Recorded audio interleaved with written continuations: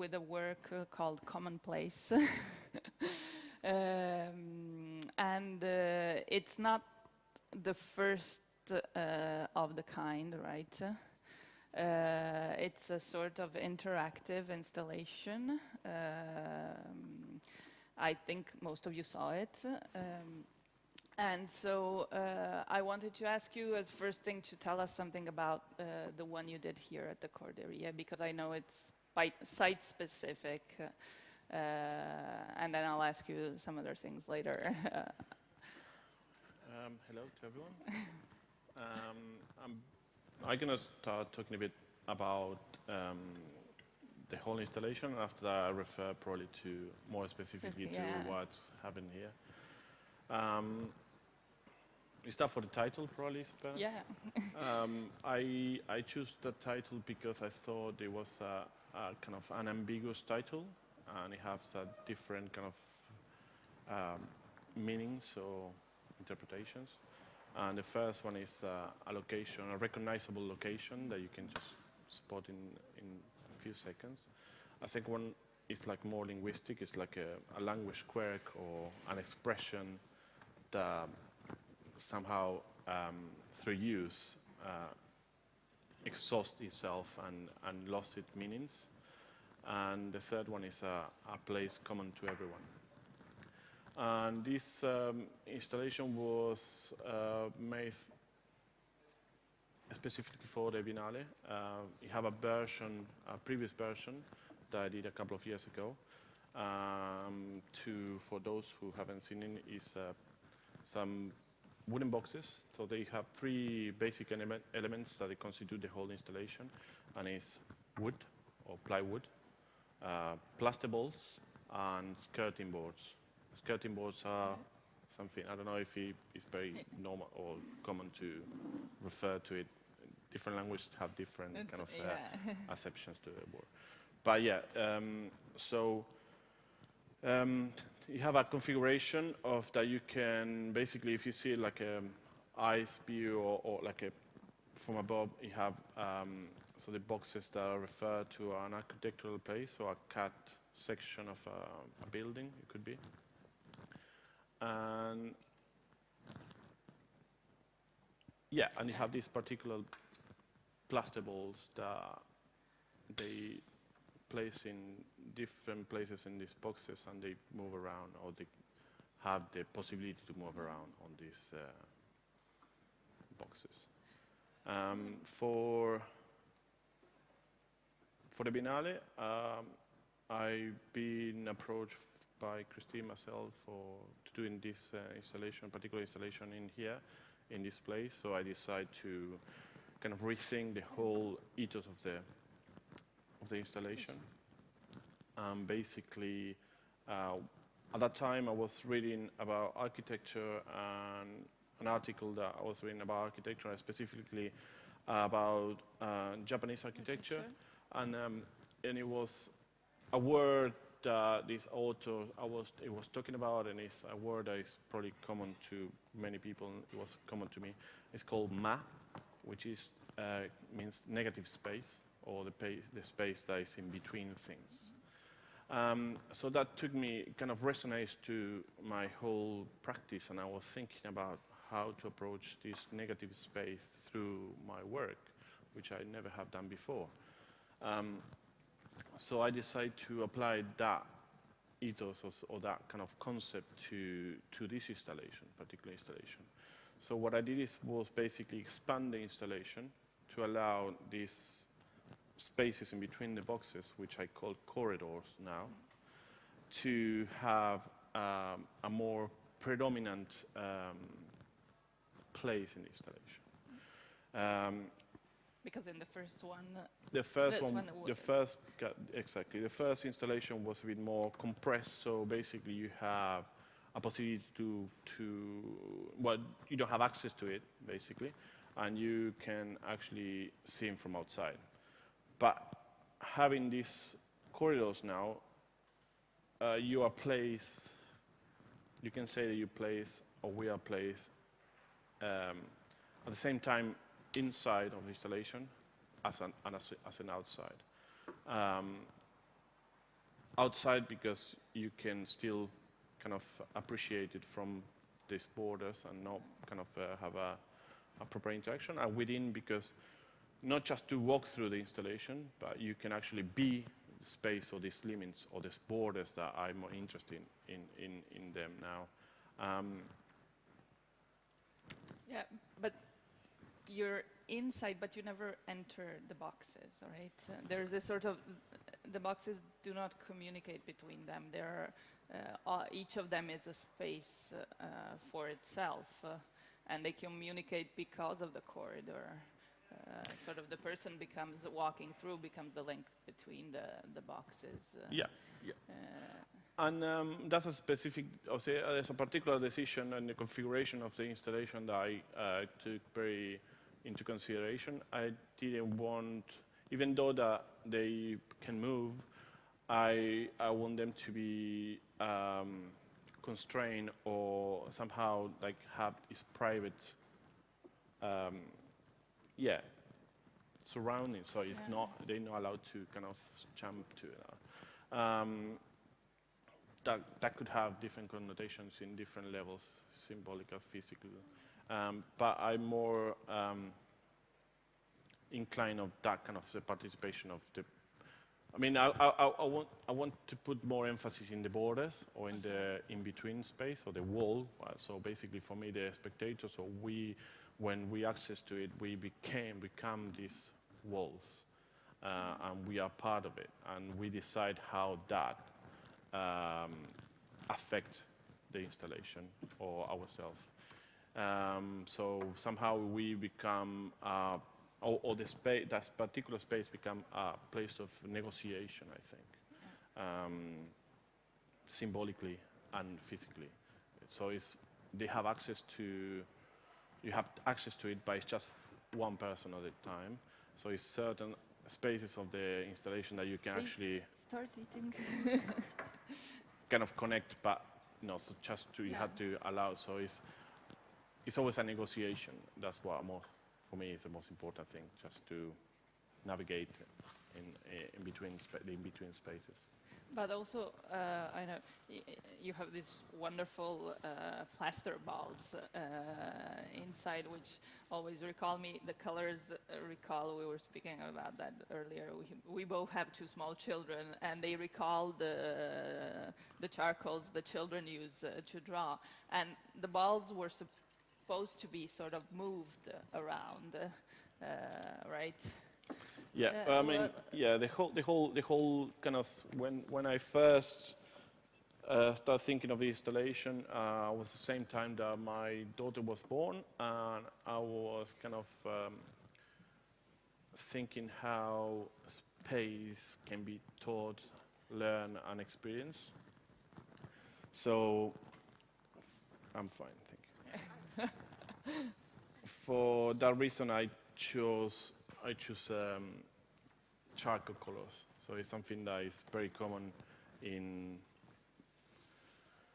houses that with people with small children, or schools, or playgrounds and stuff like that. So I thought that the colors have a reference, especially to a learning process in terms of space that was in stake here.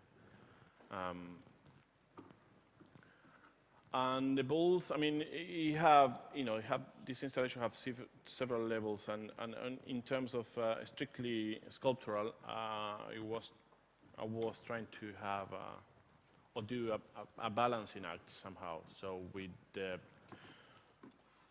balls, the boxes, the skirting boards, so everything have to have a level that is not more kind of predominant to one another. So with the colors as well, so they balance in different places.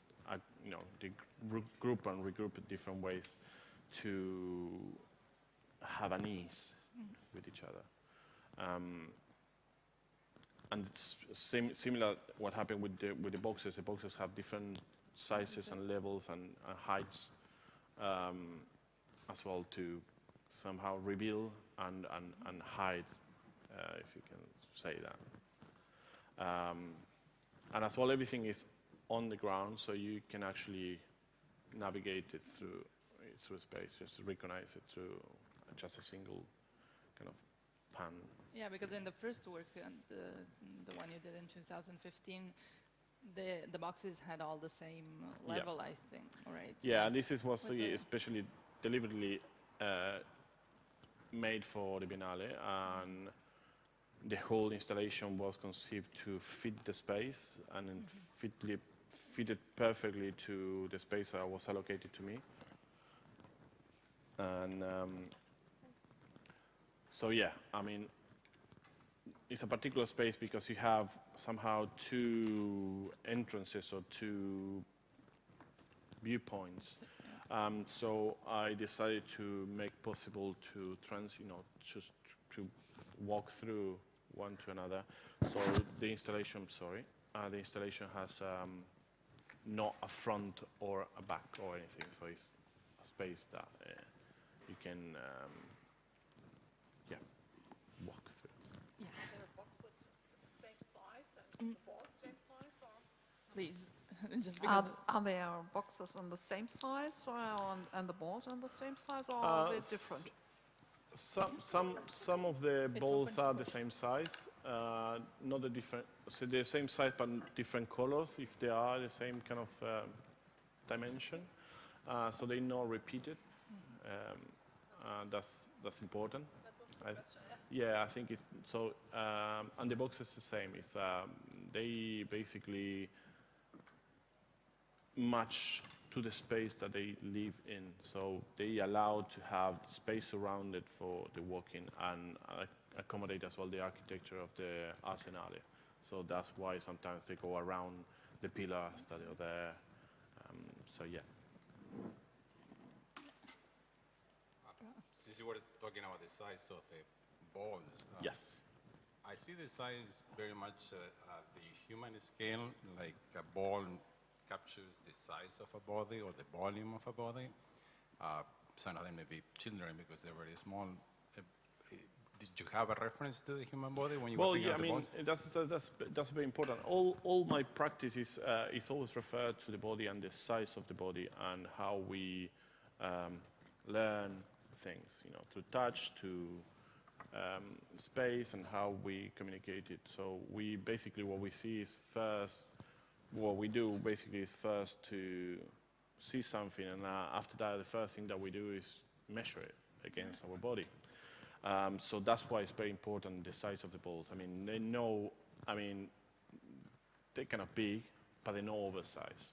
So they kind of contains pretty much my body weight, maximum. I would say it's quite heavy. Yes, because the heaviest one is Yeah, it's 100 100 and a bit kilos. So they kind of contains of volumes, because it's obviously everything refers back to the architectural space, and that's a very important thing that what happened is, like, for me, one of the most important aspects of this installation is the skirting board. The skirting board is this piece of wood that goes around the bottom of the installation, the boxes, which is, not most of the houses have it, but we all recognize it. We all know what it is. And that's something that is very important in my practice, something that we, so the standards or the things that are defined by things that we all know. And that's the only thing that it gives you a hint of an architectural space. All the rest is it could be a box and a ball. But the skirting boards give you, it's just basically grounded into the space and make it, more kind of somehow architectural. Yeah, because also the form of the boxes here is more complex than in the previous, and it recalls, in the form it has, it recalls maybe more parts of a city or urban blocks than an interior. Yeah. But at the same time, you have the skirting boards, which sort of say it's more an interior, so you have this dual thing. You could decide, you can see it in one way or another. I mean, it's something that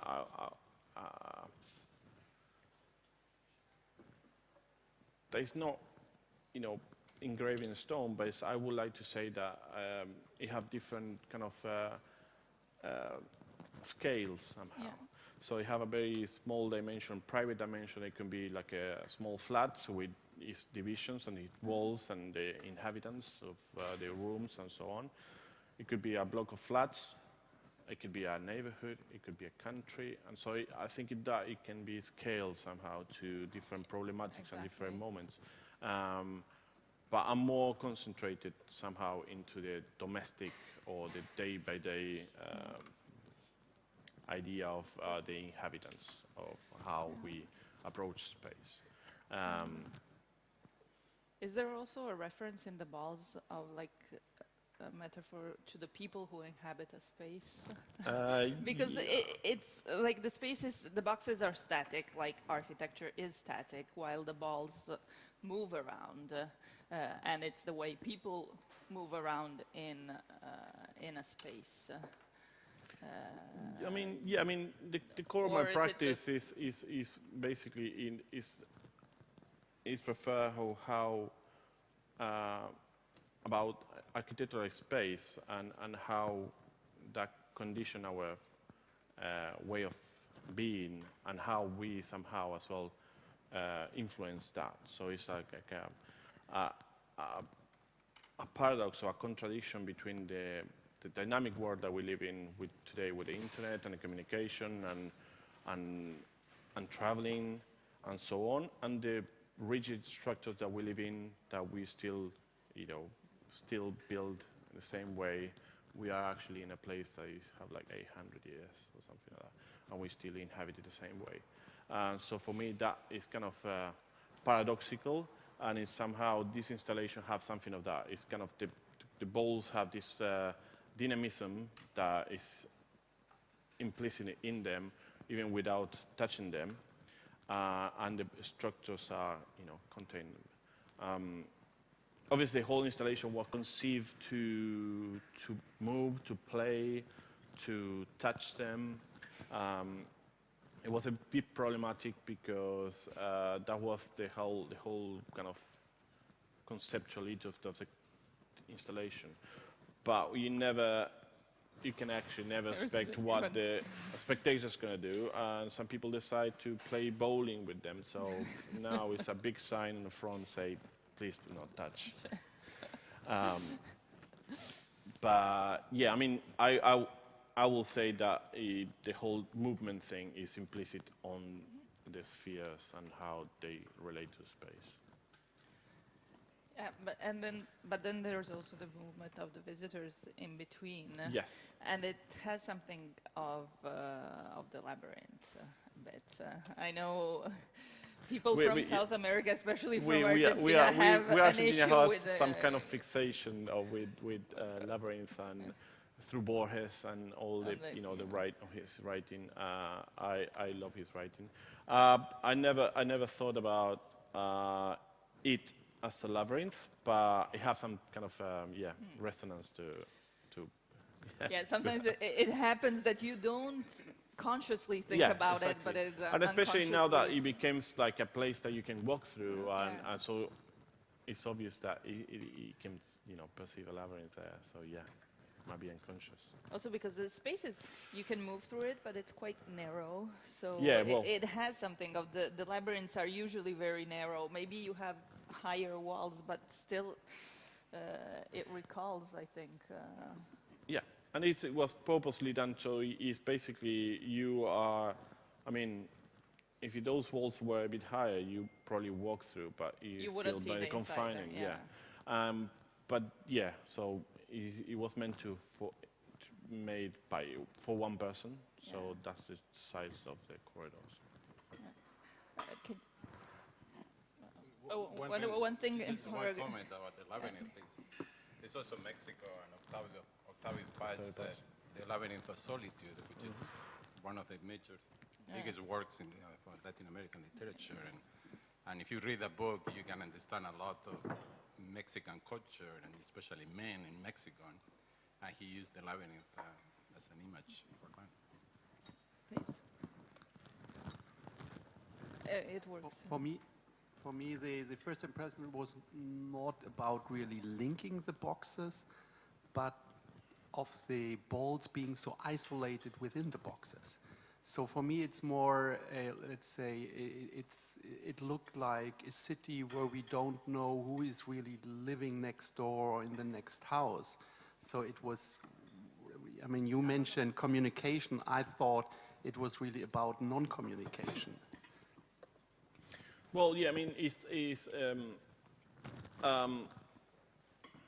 you can read several things. I mean, some people, I have some comments that they were talking about the rise of nationalization in Europe somehow, in how this is, you know, the borders are now with the Brexit and all this issue, it might become a place that non-communicative anymore as it used to be. I wouldn't claim that in my work, but I think, you know, it's, I don't feel there is isolation, because the purpose of the work is not about just the balls or just the wooden boxes or just the skirting board. It's about how all that interacts with the spectator and how we interact with it and how the condition is, and as well how we enable us to be part of it. So yeah, means. Yeah, you can ask all the questions you wish. We're here Please. for that. We're here for that. For me, it was great to see that you were in between the two works of Franz Erhard Walter, which are works where people have to stand in or work over and cross over, and really you are the linking piece. Was this done with purpose, or are you happy that you are in that place, or are you overwhelmed by another artist who is basically surrounding you? I'm very honored to be in the place, in that place, especially with Walter. I mean, he's someone that I look up to, and I always, I know him for a while. It wasn't me that I chose that kind of privileged situation. It was something that you might have to ask Christine myself. But yeah, I think somehow it worked perfectly somehow. I mean, in terms of balancing the space and how the colors work and how you have access to different, not just physically, symbolically as well. So how the body, especially in that corner, is somehow challenged by two works. I would like to say that one is mine. But yeah, I think it's a very nice articulation of how that space works and how the two works relate to each other. Thank you. Yeah, there's that interaction, and there's also the Charles Atlas video on the other side of the wall that you hear Lady Bunny talking and Yes. you see the voice. But then there's a big, thick wall between your installation and the video wall. And was that purposely done, or it just happened that the wall was there? You put me in a spot here. I mean, I don't know. It would be very fascinating to see the video from your Exactly. I installation. mean, because the video itself is a series of boxes. I would love to have that wall removed, because when I installed, I thought that there was something into it, and it wasn't there. But yeah, it will have been a completely different installation next time. It's time. It's time to remove it now. I will put that suggestion up. Yeah, I mean, it could have been interesting. Yeah, and free the space a bit more somehow to visually and yeah, and spatially. Go. Part of your artist practice is using familiar objects, repurposing them, recycling them, such as the skirt boards, and in other art projects you've done the same. How, after this exhibition, will the exhibition be repurposed and recycled, if you have any ideas of what to do after? Or in 2015, when you did this before, how are those and your other art exhibitions recycled after they were showed and used? Thank you. I mean, that's a great question because I believe in transformation, and I think my work is always on the move. It's always changing. It's never precious somehow. And so I constantly try to see what else I can do. So for me, they are more into stages than to a final piece. So I wouldn't know where this might go, but it's something that it happened in pretty much all my works. They always have. I always try to leave a door open to rethink it or reformulate it or redraw it somehow. If it's visually, symbolically, because even though if you see the previous version of this work is visually it's not very different. So you have just small details that have changed and expand. It's probably bigger, but it's more about my thought process that what it changed quite a lot. It's more radical in that sense. It's more than the installation. Yeah. Speaking of that, let's say that an institution wants to buy your work, and there's more than one institution. One wants to put your work in a Latin American collection. Another one wants to put your work in a minimal art, conceptual art collection. Would you be okay with any of those? Well, yeah. I mean, no, it's not. I mean, it's not. I mean, I don't think in those terms. I think in terms of I love to see my work kind of seen for as many people as you can. You know, you're able to convocate or show them to. But it's yeah. I mean, I wish that someone wants it. In my house, it's not going to fit. That's definitely. But I see sometimes Latin American art being put together with other Latin American artists, or sometimes reaching out and saying this. Formally, your work could fit with some sort of minimal conceptual art, Yeah. but in Latin America, that's very different. You just had questions saying, when I was there, I felt this or I felt that, which I think is very different from minimal art, and I think in Latin America. Yeah, I mean, I always, I wouldn't say, I never thought myself as a conceptual artist, and even though I work with ideas, and if I have to have an approach of conceptual art, I will be more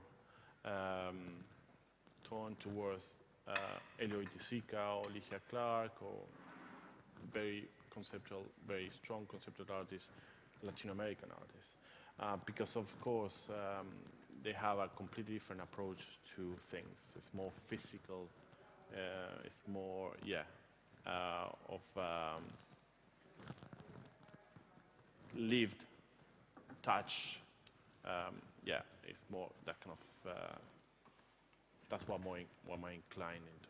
Even though that it might look like very kind of European, strict, very strong conceptual artist, I don't think is close to it.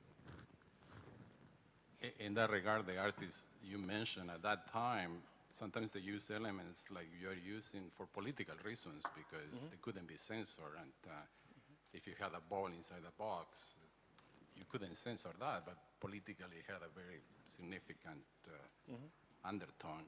Are you still influenced by that? Are you somehow feeling that there are things that you want to say in a muted manner as opposed to openly? No, I mean, no, I wouldn't say mute. No, I think that certain things are suggest, yes. But I think it's more complex than that. I mean, I wouldn't say that it could be like a political or anything. It's just because the way that I live or where I live or how I live, obviously I have a political and social kind of life. So that is influence and permeate to my work. Sometimes more specifically with certain works that I have that are more kind of specifically political or refer more to a social situation as an immigrant living in Europe, which is a very important aspect of my practice, and how I always think myself to have one foot in Europe or in London, where I'm based now, and one foot in Buenos Aires. And what happened with practice is what I think is in between those two, so the bridge. When I'm in London, I'm a South American. When I'm in Argentina, nowadays they call me a gringo as well. So it's, I just took a lot of habits of the place where I live. So yeah, it's kind of like, for me, it's an identity problem, or not a problem, problematic that I always try to kind of solve, or it's always bouncing there.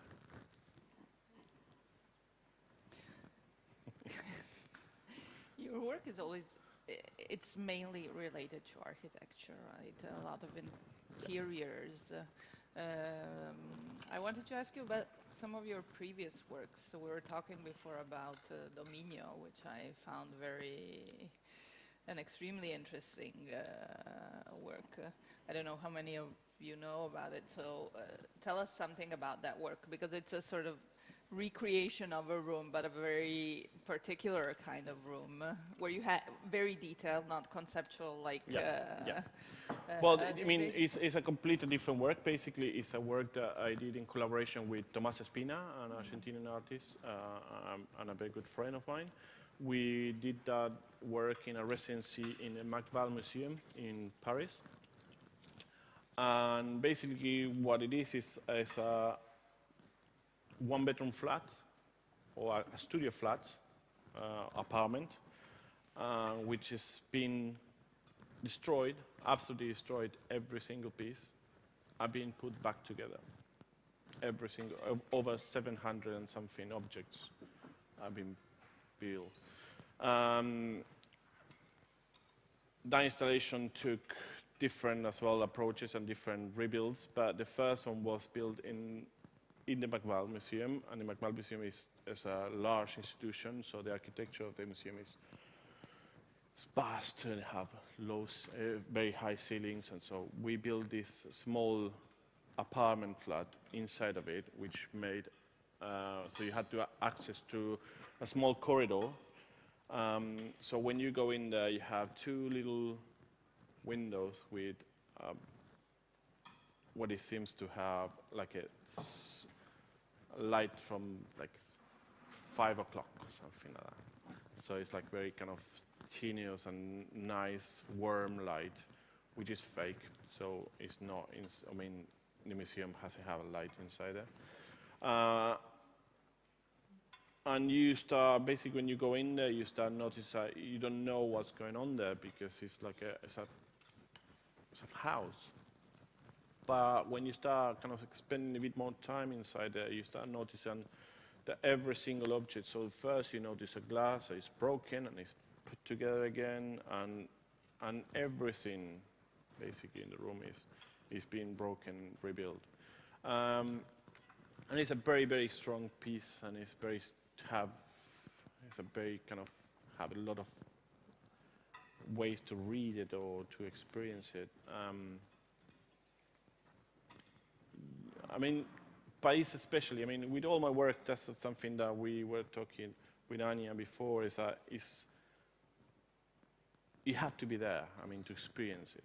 I mean, because by watching it or just looking at pictures and so on, suggests something that happened there, but when you are there, when you're immersed in this situation, it's a completely different feeling. Yeah, because from the photographs it's very difficult to see. You really have to look at them attentively to see that the objects are broken and then glued back together. But as you were saying before about how different people maybe see see one same work in a different way. I know it was exhibited also in Istanbul at Istanbul the Biennale Biennale. and the Mamco Museum as well, which owns Yeah. the piece. And were there different reactions from the visitors? Yeah, I mean, yeah, different stations have different kind of. When we exhibited in Istanbul, especially, was the Biennale, which was at the same time to Taksim Square, when it happened in the 2013. So it was have a completely different, a more politicized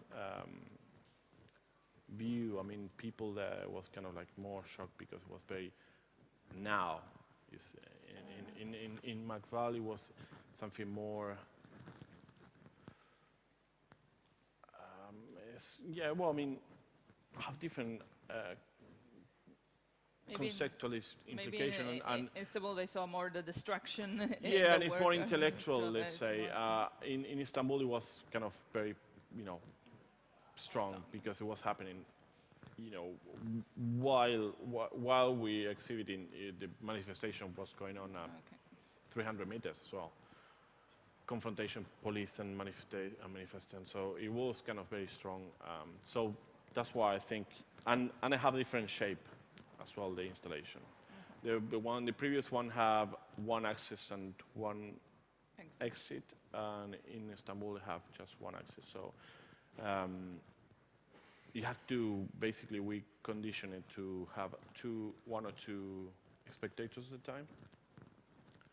So it's not that it's crowded, and so you have to have that moment, at least 5 minutes of that experience of you on your own somehow, to kind of, for me, be more effective. But yeah, so that's why I think the work always transform depending of where it is and how you kind of place it again. I haven't seen the actual work, but from your description, I found it really interesting. And when I was listening to you think, I was thinking about memory. For example, you had a good time in your hometown, and you keep thinking about that. But even you go back to your hometown, you find the things. The thing is still there, but it's different now. So something you're good for memory probably is not about the actual thing itself, probably is about the friendship at that time, your parents, etc. But actually, so I'm thinking about that. But my question is, what's the inspiration? Like, what caused you to make such an interesting artwork? Okay.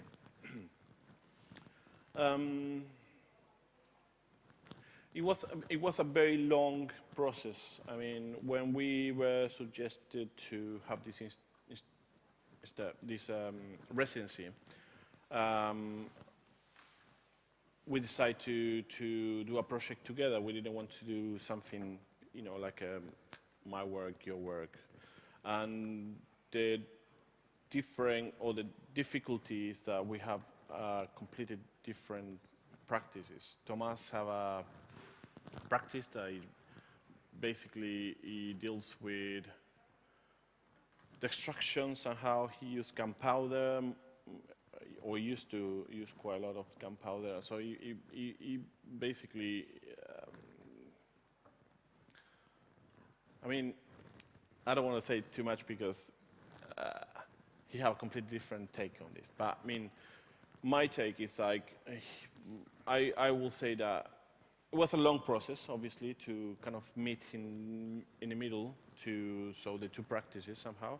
And what we end up with, I will say, is like we try to go from construction, destruction, reconstruction. So, and as well, it was a balancing act between the two practices. And it was very difficult because you have to be very careful. I mean, I love collaborating with other artists because it takes a lot of you just to basically not overpower one each other, and to have balance, and both of us have the same saying somehow. And that installation, I think there was a perfect balance between us two. We took probably 7 months planning until we had the idea. We fight for million hours and million Skype calls because we lived in different countries. But yeah, when we decide what to do, it was basically we spent 3 months in the museum doing it. So what we do first is we research the area of the museum. The museum is in the south of Paris. That was a place that is a lot of immigrant communities. So we spent some time going to different flights from different people that live there. We photograph them, we ask a lot of questions, and we just wander around and see what to take from it. It was very important for us that it was something that happened around there. So what we thought that this inhabitant of this space, it was someone like that, like a person of our age somehow with some kind of artistic interest, an immigrant in a flat that it was kind of rented, and it's suggested by the kind of the whole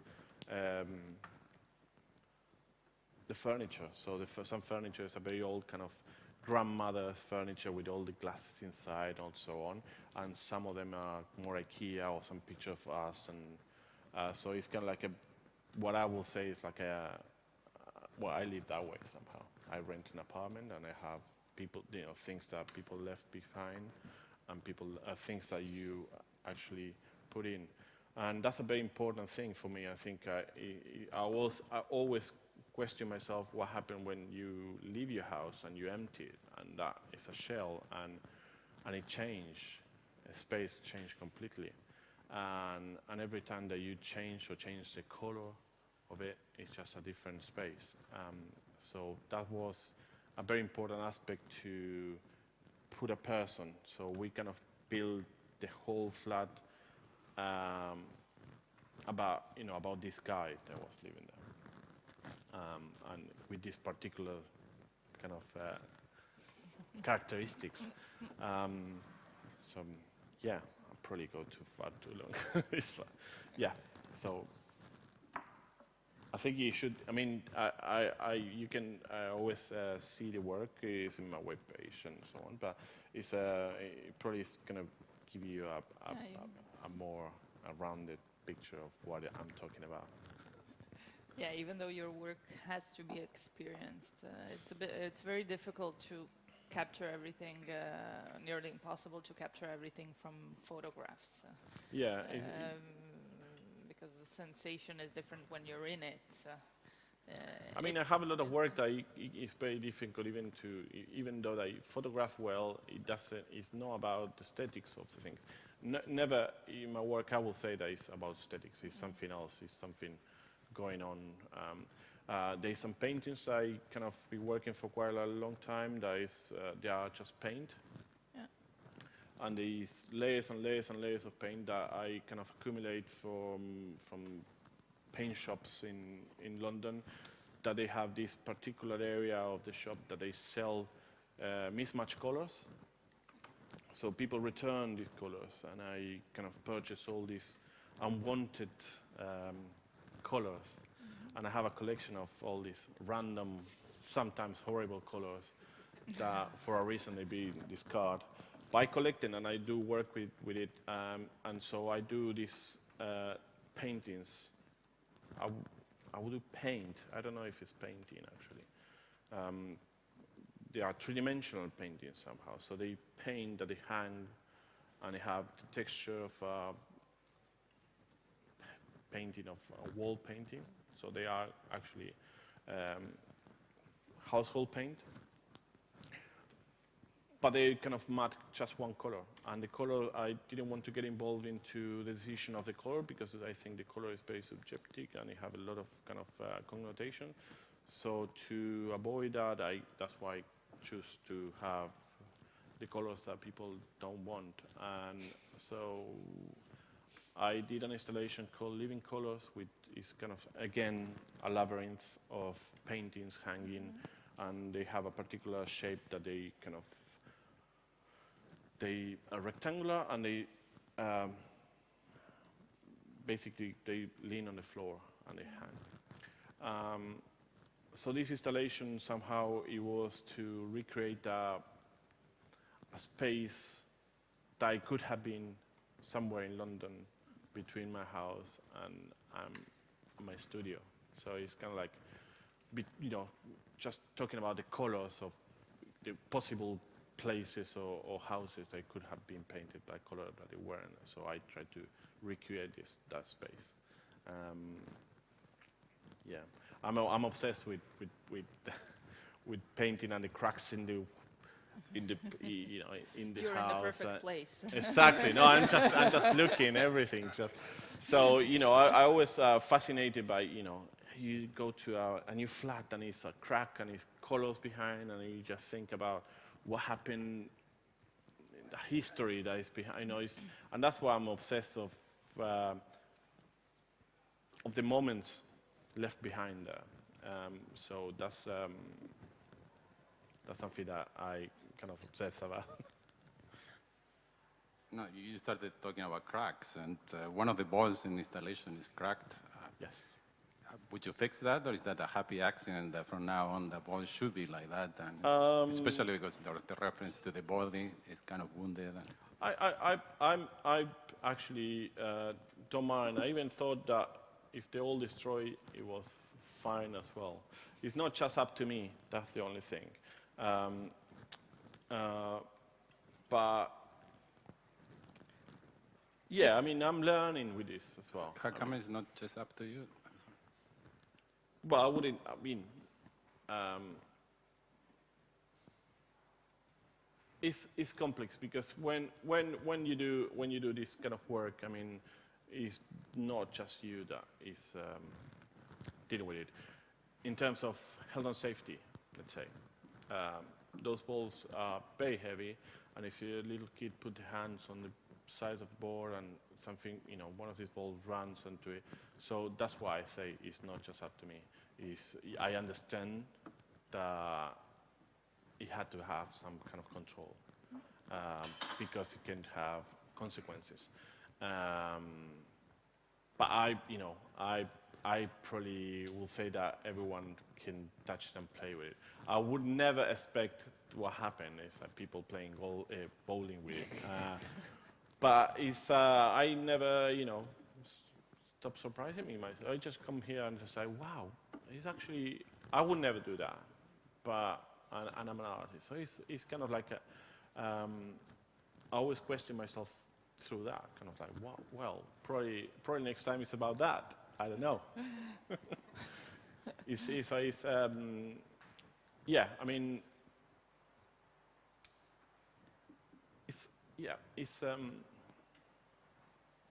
it's a happy kind of happening. Also, if they all break, it's easier to transport them, maybe. Yes. They've Because definitely I know fit you in had an my issue studio with there. that. Insurance is more or less. Probably. Well, actually, I don't know if they're insured and they crack. They have been this, yeah, they are insured. Yeah. So that's not an. But how is your?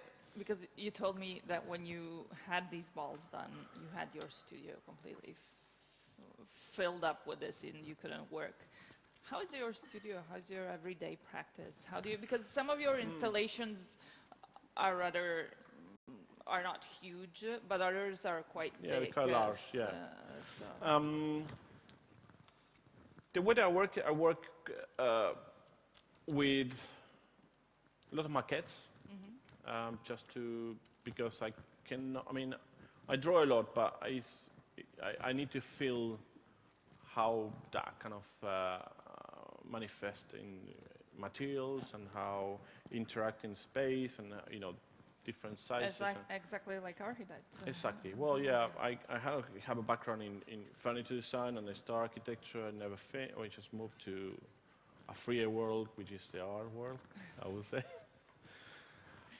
and yeah, so I always realize projects when they have a purpose. Most of the time, when I kind of commission an installation, I do it for a space. Not because I want it. I would like to have all my works produced, but I'm very practical as well. So my studio is not very large, and it has a lot of maquettes and things in it. And yeah, I mean, every time that I do a project, basically that takes over. And sometimes I had to produce certain parts in different places, or someone else had to produce it, especially because they are very difficult to transport. So sometimes I travel and produce it there. Last year I produced a large installation in Argentina, in my gallery Walden. And I went there and stayed for actually a month, and I almost died doing that. But yeah, I managed to make it happen. But yeah, it's just about, I realize them when it's needed somehow. Do you do a lot of research? How's your like sort of creative process? How do you do you go a lot around and take inspiration from the outside? I do. I mean, I or, take a lot of how pictures, and I do. I mean, a work or an idea can come from various places. Sometimes a conversation kind of triggers something, and it takes years sometimes 2 minutes, sometimes 10 years, that something resonates and you just have it there, but you don't know what it is. Sometimes it's a material, sometimes it's like a glass, it could be anything, but it's something that you connect with. I collect objects as well, so I just obsessed with things and how they produce, how they made, the history, and so on. So it's every work that I do have a different kind of research, let's say. I try to put myself into, I do kind of like I put a set of questions for myself, not to repeat myself, and try to sort it out differently and move forward and see what else is there and what if I do this, and so it takes, sometimes it takes a lot of time to realize some work. Sometimes are very immaterial and they kind of easy to produce, and sometimes it's more immediate, the production. So yeah, it varies. Any other question? Yes, Jorge. Now that you're hot and tired and hungry, it's time to put you on the spot. I can think of at least 3 Argentinian artists here at the Biennale, and we are across the street from the Argentinian pavilion. And I'm sorry, but I had to ask you, what's going on with that? I mean, what do you think about it? It's made out of plaster, so there's a connection with you, and it's from Argentina. It's not made of plaster. Oh, no? No, I thought it was it's resin and resin. Okay. and it's marble powder. It's a work from an Argentinian artist, Claudia Fontes, who lives in England, in Brighton as well. She had completely different, not completely different, but it's a different kind of practice. She works with the figure quite a lot. In general, she works with very small sculptors. For last 5 years or so, or a bit more, she works with sculptures that fit in her hand. And they call the foreigners as well, foreigners. And she talks a lot about this kind of displacement and the movement of she being in Brighton and so on. I think it's an installation that is quite amazing, and I know the whole backstory of how it's been produced and what happened in between the commission and tour. So, and I think it's a great installation. It took over the space that is a very difficult space. It's a very large space, And I think, you know, it have different kind of layers and ways to approach it, especially because it's a place that you cannot touch. You know, you cannot put even a nail on the wall and so on. So it was a very strict set of rules to start with. And she managed to do an installation that I think, in terms of, for me as an Argentinian, have a long history about the horse and what happened in whole Latin America with the horse and how the conquest brought the horse and so on. So I think it's a very kind of fine work and kind of represent quite a lot of things, and yeah.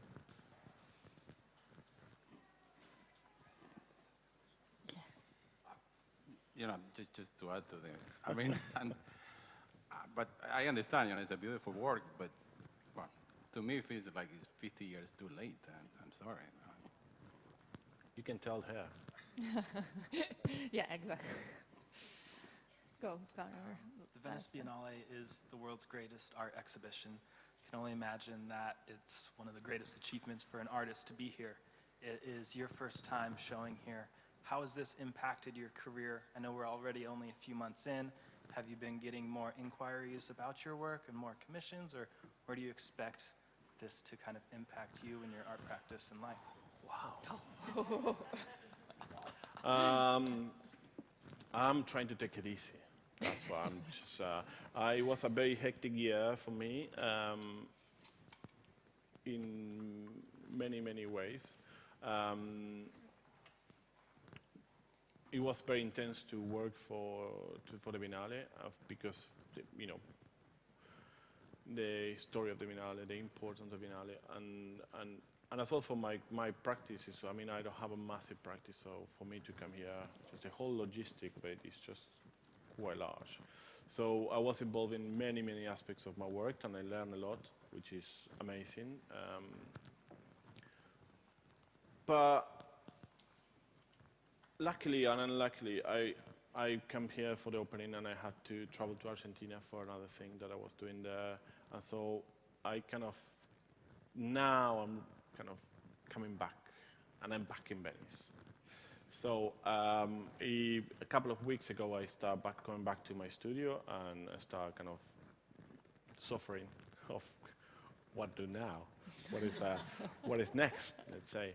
And it's a couple of things, it's a couple of projects that I'm working on, luckily, that are coming very soon, completely different for what I'm doing here, which is something that I'm obsessed with. One of my other obsessions is about measurements, and especially anthropometric measurements, so the whole kind of system of metrics, so cubits, the feet, and so on. So I'm producing an archive of measurement of people, and I'm producing a show with this archive of the difference of one person to another. And somehow, for me, it's kind of like the way of democratizing certain conventions and trying to put it again into negotiation. And every time that you have to measure again I'm producing some rulers with the foot, so every single foot is different. It's similar to it's a sort of re-elaboration of margin of errors, or? It's margin of errors, but so basically, it's an ongoing project, and it have different shapes, but one of them is these rulers that they have is 1 foot of each person. And the idea is to basically give it as a gift, these rulers, to each of the people that participate into the project, so they can measure the world in their own measurements. So, and somehow is, you know, when you have to do that, and when you had to say, well, how many square feet this space have, we have to start getting a conversation again, because this feet is different from mine to yours, so it might have a slightly different. So for me, the most important thing is that kind of negotiation at the end. Say, well, you know, it's 16 feet of mine, 16 feet of mine, and then probably 70 of yours, and we have to come out to how we deal with that. And I'm very, very, very into it now. So you have some, it's like probably 7 or 8 works that deals with this situation.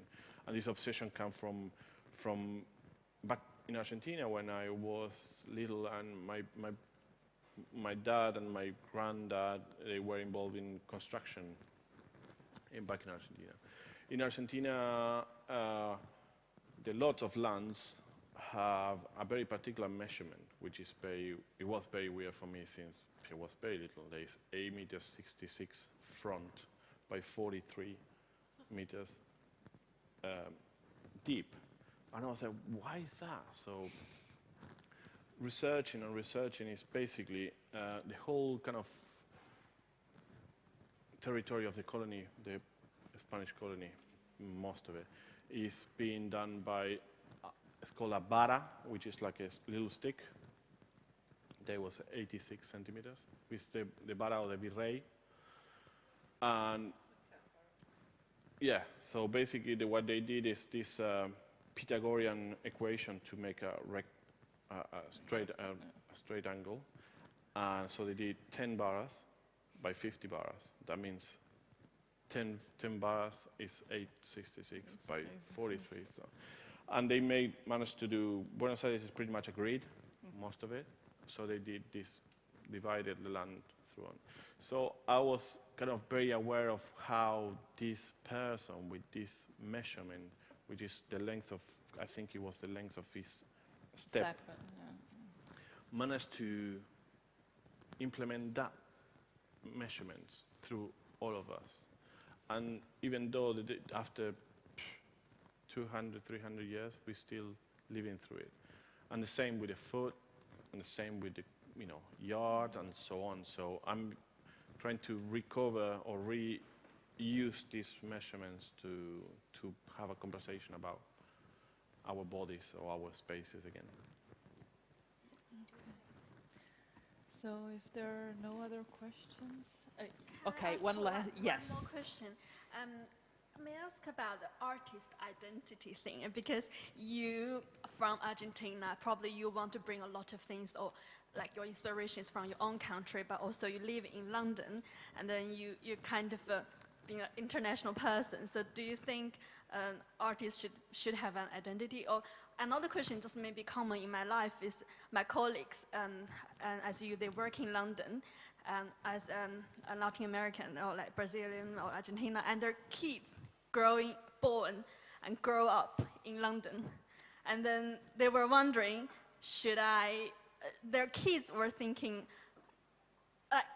what the culture should they teach their kids? Is that English culture, or is that Argentine, Latin American culture, because it's very different? I'm asking because I think it's culture related, and maybe in the life or in when you get some inspiration, you've probably been thinking about this. I'm just wondering if you have had any thoughts on that. Well, that's a very interesting question. I mean, in terms of identity, I always kind of challenging what the conventions are, because I think we are kind of very, we have a completely different history for one another. Even though when in Argentina, we know all the same, we have different and complex. We are complex beings, so we have different kind of way to approach everything. So yeah, I mean, I'm trying to approach identity after trying to. It's something that is always in front of me, but never something that I can grasp. So it's always moving somehow. Yeah, I mean. And I feel privileged somehow as well. It means I have the privilege to live abroad in a place that I choose.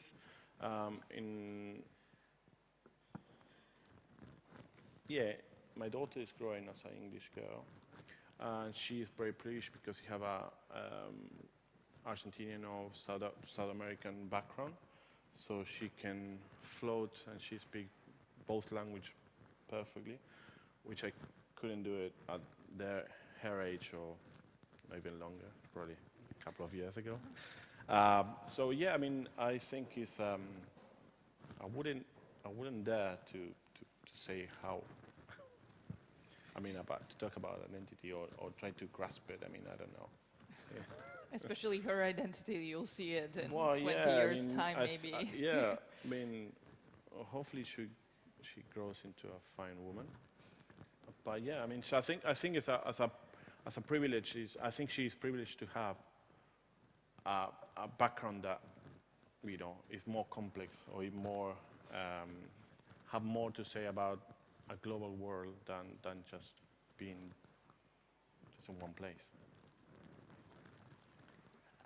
Sorry. Last question, and Okay. then I'm interested about these measurements that you're talking about and how you kind of use them in your work, and I'm wondering if, because measurements have a structure or like a lack of structure in like the terms of the legs, like how wide a step was, do you find yourself abiding by this structure of measurements, or do you find yourself wanting to like challenge or redefine the idea of measurement?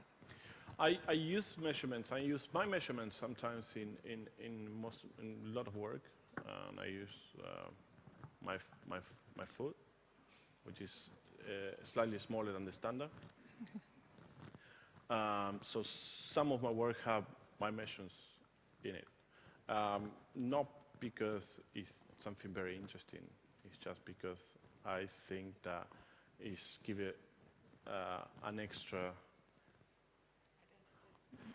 Yeah, an extra layer, something that we can just, I don't like when you just go like, yeah, it's going to be like this, yeah. Why is that? Well, no. Is it like a way of making sure that your identity is like more ingrained in your work and it becomes more personal?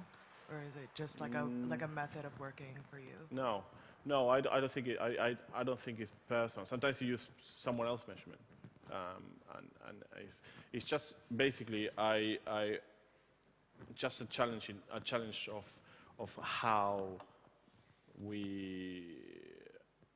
these cultural agreements, let's say, we always agree that this is this size, but I think we need to review that because constantly we have different kind of ways to approach things. So this is one way of approaching that kind of problematic, I would say, trying to open it up. okay. Well, if there are no more questions, we will let Martin eat, finally. So thank you for coming. Thank you to all for of you sharing for coming. so many things. And thank you, everybody, for coming. Thank you. For this wonderful lunch, and enjoy the rest of the day. And enjoy your lunch. Thank you.